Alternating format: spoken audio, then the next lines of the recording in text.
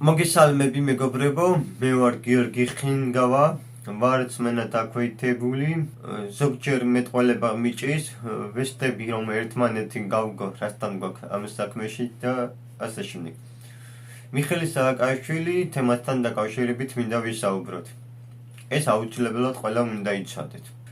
ადრეს სიზმარი მანახეს, რომ თბილისში ვიმყოფებოდი და ვხედავ სამებას, ასე შორიდან.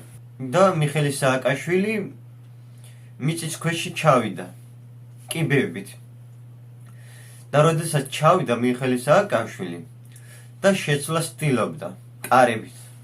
და როდესაც მაღლა გამოჩნდა კიბესთან, შეიარაღებული ძალები იყვნენ და უმიძინებდა მიხეილ სააკაშვილს. და მიხეილ სააკაშვილი რომ დაინახა და ასე უთხრა, მე თუ მომკლავ, ომი იქნებაო და გაიკრიჭა.